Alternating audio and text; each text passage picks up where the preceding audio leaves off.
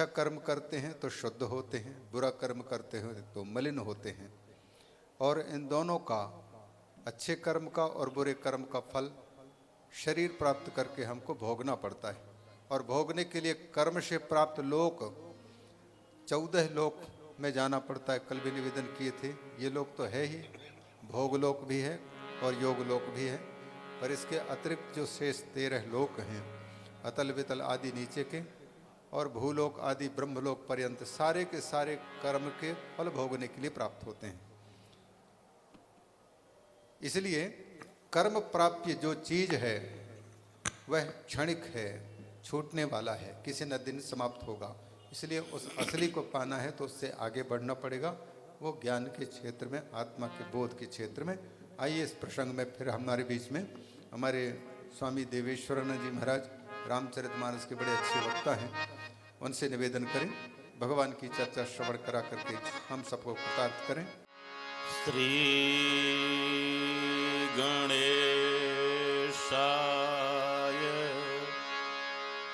नमः। श्री सरस्वत्यै नमः। श्री सद्गुरुदेवाय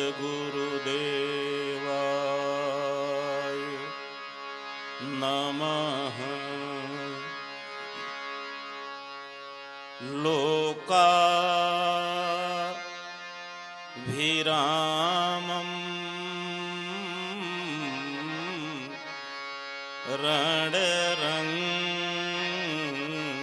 रणरङ्गधीरं राजीव नेत्रं रघुवंशनाथं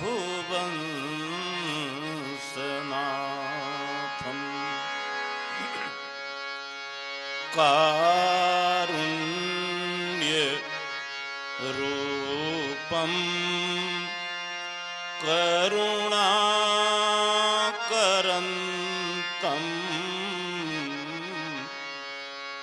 श्रीरामचन्द्रं शरणं प्रपद्ये। वन्दे विदेहतनया पदपुण्डरीकं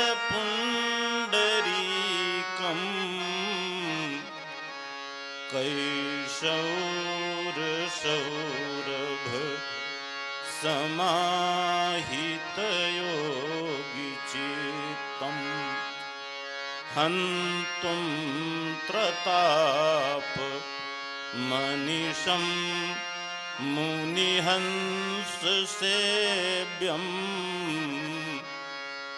सन्मानसाल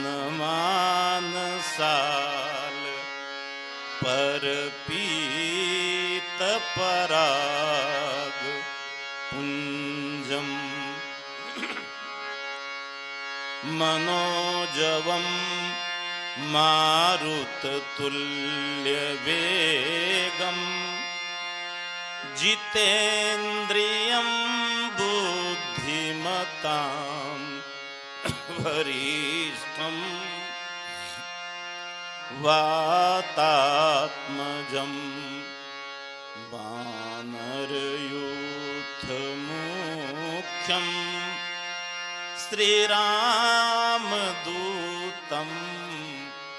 शरणं प्रपद्ये। तो भक्त भक्त भगवंत गुरु चतुर नाम बपु एक, तिन्हके पद बंदन किए, नाशहि विघ्न अनेक। अपने अपने घरन की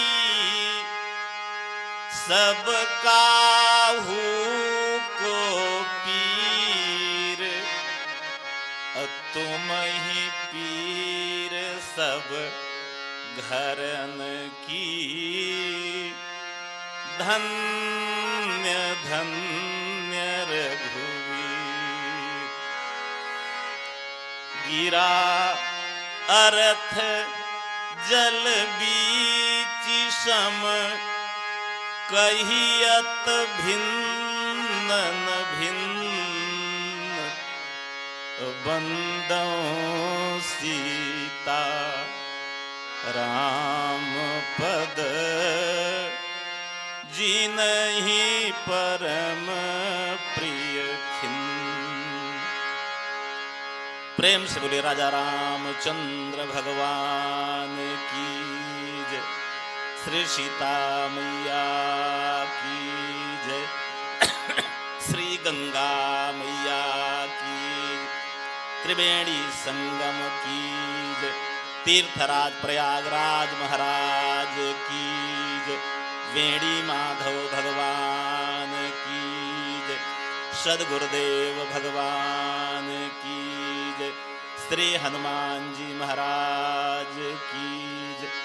जय जय सीता राम। अकारण करुण करुणा वरुणालय रघुकुल भूषण राघवेंद्र सरकार प्रभु श्री रामलला कल कल छल छल निनाद करती हुई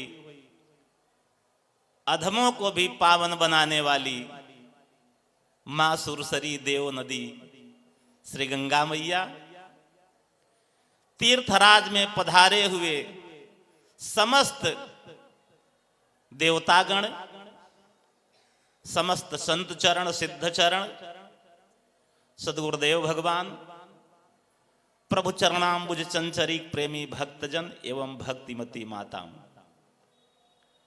बड़ा पावन समय है। 12 साल में हम लोग फिर एक बार प्रयाग की धरती पे पधारते हैं गुरुदेव भगवान के सानिध्यता को प्राप्त करके, और इस महाकुंभ के परम पवित्र पावन पर्व पर हम लोग स्नान का लाभ उठाते हैं, संतों के दर्शन का लाभ उठाते हैं, उनकी वाणी को श्रवण करने का लाभ उठाते हैं। भैया यहाँ एक प्रयाग नहीं, यहाँ तो 2-2 प्रयागों के दर्शन होते हैं। आप कहोगे गुरुजी ये 2 प्रयाग कहां से आ गए, हम लोग तो एक ही प्रयाग सुने थे। तो यहाँ एक प्रयाग नहीं है, यहाँ 2 प्रयाग हैं। कौन कौन से प्रयाग हैं? तुमुद मंगलमय संत समाजू, मुद मंगलमय संत समाजू, जो जग जंगम तीरथ राजू, मुद मंगलमय संत समा, संत संत समाज। जैसे लोग कहते हैं कि भारत में और उत्तर प्रदेश में डबल इंजन की सरकार है, तो हमारे यहां प्रयाग में इसमें डबल इंजन का प्रयाग है। प्रेम से बोलो जय श्री सीताराम। चलो 2 मिनट खिलखिला के बढ़िया से अच्छे से, अभी तक चेहरा मुरझा के आप लोग बैठे हुए थे। आदमी को अपनी उपस्थिति दर्ज कराते रहना चाहिए। इश्क है तो इश्क का इजहार होना चाहिए, और आपको चेहरे से भी बीमार होना चाहिए। और आप दरिया हैं तो सदैव हम खतरे में हैं, और आप कश्ती हैं तो हमको पार होना चाहिए। जय सिया राम, जय जय सिया राम, जय सिया राम, जय सिया राम, जय जय सिया राम, जय सिया राम, जय जय सिया राम, जय सिया राम, जय जय श्री जय सिया राम, जय जय सिया राम, जय सिया राम, जय जय। रघुराज निहार लये जब ते, रघुराज निहार लये जब ते, नहीं देहन गेह संभारन दे। तो धरि धीरज बोल उठी बरनी, पग नीरज कीरज झारन दे। पुतरी कहे सामन से हट जा, असुआ कहे पाय पखारन दे। तो पलकें कहे मूदले राघव को, अखियां कहे और निहारन दे। पलकें कहे मूदले राघव को, अखियां कहे और निहारन। एक भक्त जी चले जा रहे थे राघव जी का दर्शन करने के लिए, भगवान सामने से ही गुजर पड़े। और ठाकुर जी के दर्शन हो जाएं और उसके बाद भी देह की और गेह की याद बनी रह जाए, तो फिर मान लो दर्शन बेकार है। कुंभ में भी बैठे रहो और घर को याद करते रहो, तो फिर क्या कुंभ में आना है। जैसे ही भगवान के ठाकुर जी के दर्शन हुए, देह और गेह की सुधई भूल गई।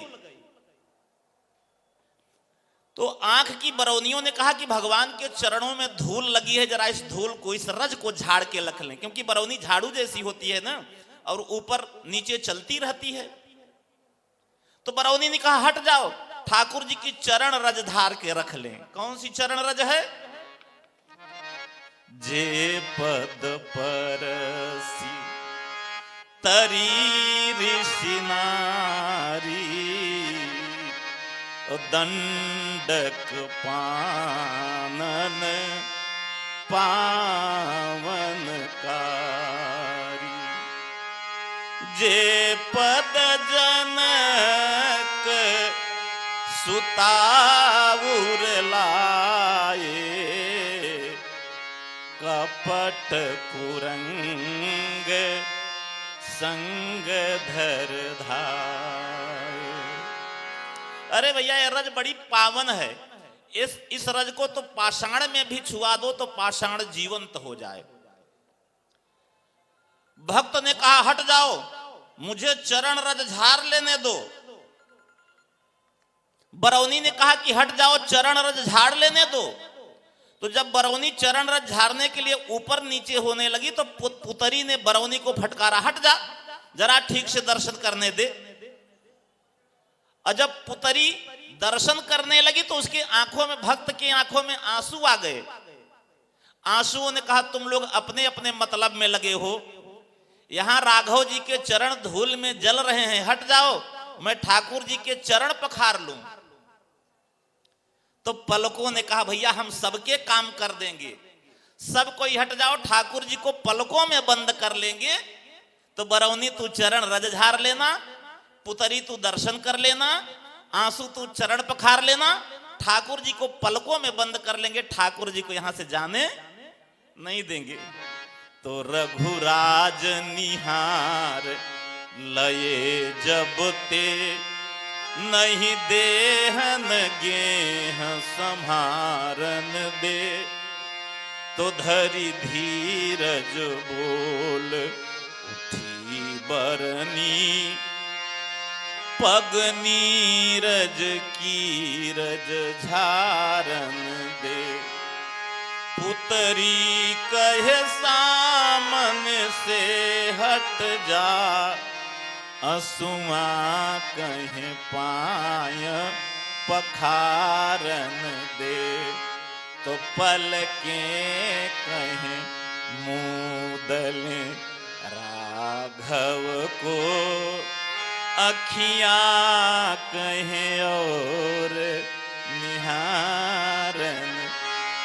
जय सिया राम, जय जय सिया राम, जय सिया राम, जय जय सिया, जय सिया राम, जय जय सिया राम, जय सिया राम, जय जय सिया राम,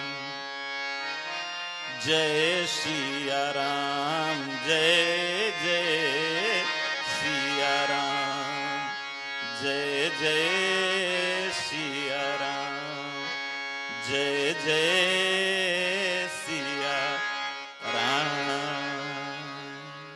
तो बाबा तुलसी ने कहा यहां दो प्रयागराज के दर्शन होंगे, एक प्रयागराज नहीं, यहां तो डबल लाभ। गोरस बेचत हरि मिले, एक पंथ दो काज। तो चलो पहले हम लोग एक प्रयागराज को देख लें। प्रयागराज की पहचान क्या है? जहां गंगा जी का प्रवाह हो, जहां यमुना जी का प्रवाह हो, जहां सरस्वती जी का प्रवाह हो, जहां हमारे बेड़ी माधव भगवान विराजमान हो, जहां अक्षय वट विराजमान हो, जहां तीनों धाराएं त्रिवेणी जैसी गुथ जाएं, वेणी जैसी गुथ जाएं। अगर तीनों धाराएं अलग भी हैं तो भी महत्व नहीं है। गंगा अलग बहती रहे, सरस्वती अलग बहती रहे, यमुना जी अलग बहती रहे, तो उतना महत्वपूर्ण नहीं है जितना ये तीनों गुथ के त्रिवेणी जैसी बन जाएं। ते अगर एक प्रयाग की पहचान यह है कि जहां गंगा यमुना सरस्वती त्रिवेणी बन के बहें और हमारे वेणी माधव भगवान विराजमान हो, तीर्थराज प्रयागराज जी महाराज विराजमान हो और हमारे अक्षय वट भगवान विराजमान हो। दूसरे प्रयागराज की क्या पहचान है? ये देखो, राम भगति जह सुर सरी धारा, राम भगति जह सुर सरी धारा, सरसई ब्रह्म विचार प्रचार, सरसई ब्रह्म विचार प्रचार।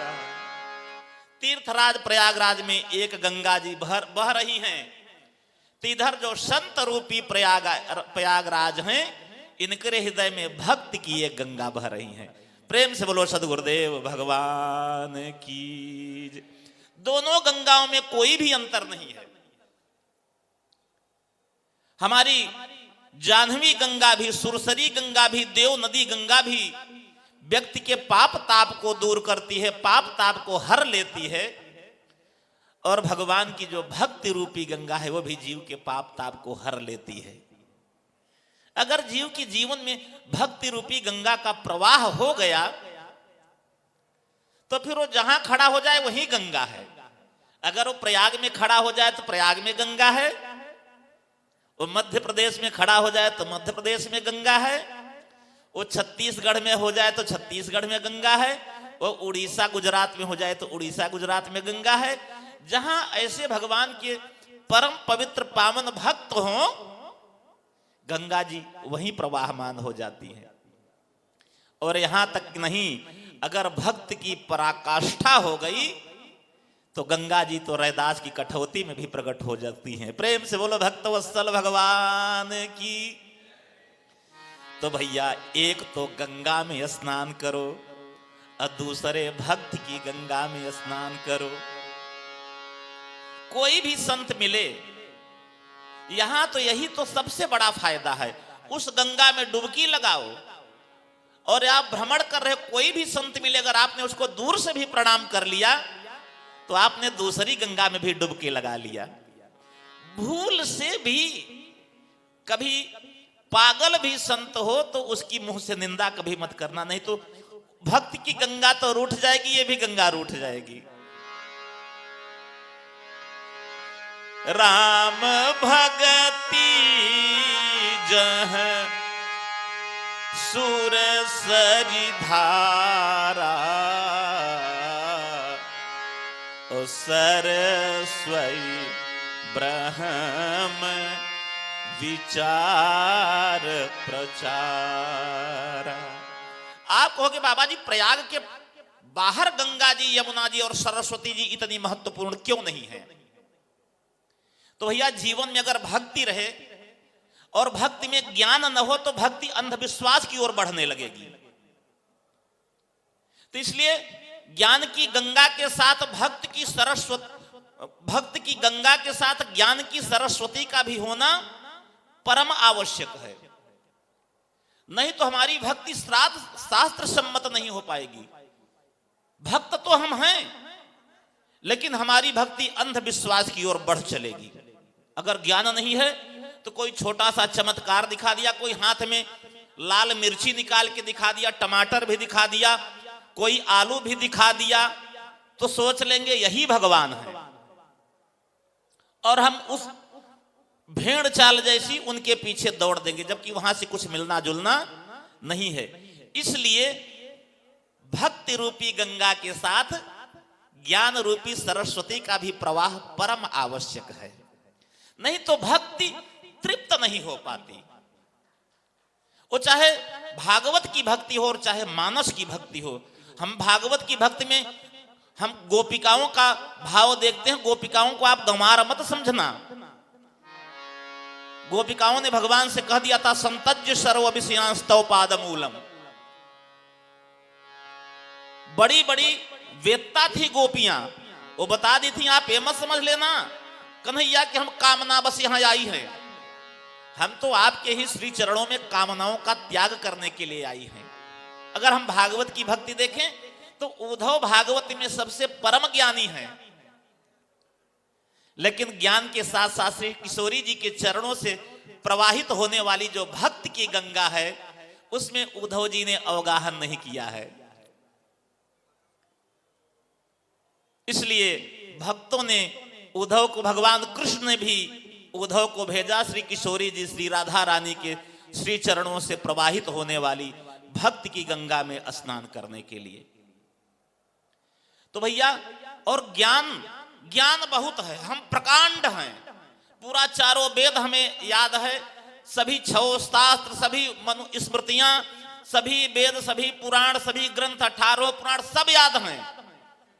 लेकिन अगर वो ज्ञान भक्ति सम्मत नहीं है तो उस ज्ञान से अहंकार हो जाता है और अहंकार से विनाश हो जाता है। और इसके लिए रावण से अच्छा उदाहरण कोई नहीं है। चारों वेदों का ज्ञाता, 6 शास्त्रों का ज्ञाता, सभी पुराणों का ज्ञाता, सभी सिद्धांतों का ज्ञाता, लेकिन उस ज्ञान में भक्ति का अवगाहन नहीं हुआ। वो जो ज्ञान थी ना, वो ज्ञान की वेणी भक्ति की वेणी से लिपटी नहीं, तो उस ज्ञान की वेणी में अहंकार आ गया। वाह रे, हमारे जैसा कोई ज्ञानी नहीं है। और अहंकार तो विनाश का कारण होता है। तो संतों के जीवन का जो ज्ञान रहता है वो भक्ति सम्मत ज्ञान रहता है।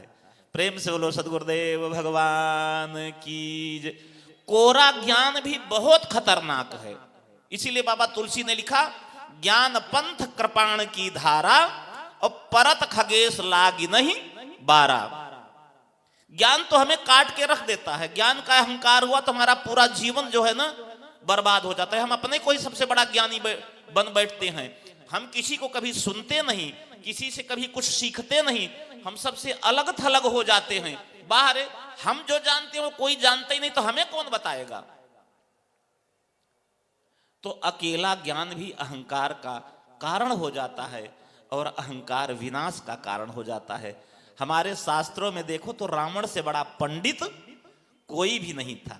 यहां तक लोग कहते हैं कि भगवान राम को भी रामेश्वर भगवान की स्थापना कराने के लिए, पूजन के लिए बुलाया गया, तो रावण को बुलाया गया।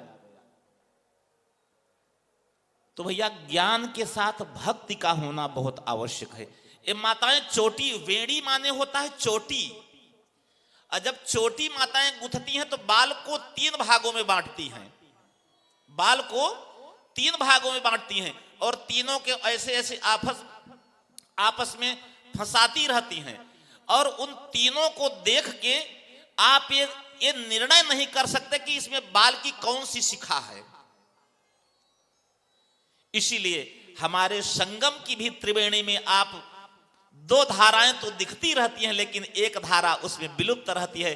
जैसे वेणी में 2 भाग तो दिखते रहते हैं, लेकिन वेणी की शिखा की एक जो धारा रहती है वो उसी में गुथ के विलुप्त बनी रहती है। हमारे यहां सरस्वती जी विलुप्त हैं। अब ये बड़ी सुंदर बात है, बड़ी संकेतात्मक बात है। बाबा तुलसी ने लिखा, आज हम में थोड़ी सी सरस्वती आ गई या किसी में भी थोड़ी सी सरस्वती आ गई तो अपने को ही प्रचारित करने में लगा रहता है। बाहर हमारे समान कोई विद्वान नहीं, हमारे समान कोई ज्ञानी नहीं, हमारे समान कोई वक्ता नहीं। अरे हमने शास्त्रार्थ में बड़े बड़ों को पराजित कर दिया, हमारे सामने सब धराशायी हो गए, कोई हमारे सामने टिका नहीं। क्या ये सरस्वती की पहचान है? सरस्वती की तो ये पहचान है कि अगर सरस्वती है तो विलुप्त बैठी रहे। प्रेम से बोलो जय जय श्री सीताराम।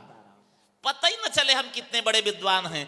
जब हम मुंह खोले, हमारी भाषा निकले, हम शास्त्र का चिंतन बताएं, तब लगे कि हम कुछ पढ़े लिखे हैं, नहीं तो हम तो गायब बने बैठे रहे। यहां भी हमारी जो जगदम्बा सरस्वती जी हैं वो विलुप्त रहती हैं। कितना सुंदर बाबा तुलसी ने सिद्धांत दिया। सरस्वती वालों के लिए बहुत अच्छा उपदेश है। हम खुद अपने लिए ये उपदेश ले रहे हैं कि सरस्वती हो जाए तो उस व्यक्ति को विलुप्त रहना चाहिए। प्रेम से बोलो जय जय श्री सीताराम। लेकिन जहां थोड़ी सी सरस्वती आई तहां हम विलुप्त होना ही नहीं चाहते। हम सबसे ऊपर प्रकट होकर अपने को दिखाना चाहते हैं कि देख लो, हम ही सबसे बड़े ज्ञानी हैं, हम ही सबसे बड़े विद्वान हैं, हम ही सबसे बड़े पंडित हैं, हम ही सबसे बड़े ज्ञाता हैं। और यहां हमारी जगदम्बा सरस्वती जी भक्ति में विलुप्त हो गई। और भैया बड़ा सुंदर सिद्धांत है, जब जीव के जीवन में ज्ञान के साथ भक्ति आता है, भक्ति आती है, तो जो ज्ञान का अभिमान है वो भक्ति में विलुप्त हो जाता है, अभिमान विलुप्त हो जाता है, और वो जो ज्ञान है वो भक्ति में मिश्रित हो जाता है, और फिर उसका आनंद ही अलग होता है। इसलिए बाबा तुलसी ने लिखा, हमारे संतों के जीवन में भक्ति की गंगा प्रवाहित होती रहती है और ज्ञान की सरस्वती प्रवाहित होती रहती है, लेकिन कभी उनके जीवन में सरस्वती का अभिमान नहीं दिखता। दिखेगा ही नहीं कि सरस्वती कहां है। हमारे संतों में इतने बड़े बड़े विद्वान हैं, MA, BA, PhD, DLitt, DPhil, कितने बड़े विद्वान हैं, लेकिन इतने सामान्य वेशभूषा में दीनहीन बने रहते हैं कि लगेगा कि कक्षा 10 फेल हैं। विद्वान का यही परिचय है। जो वास्तव में असली विद्वान है वो विलुप्त रहता है।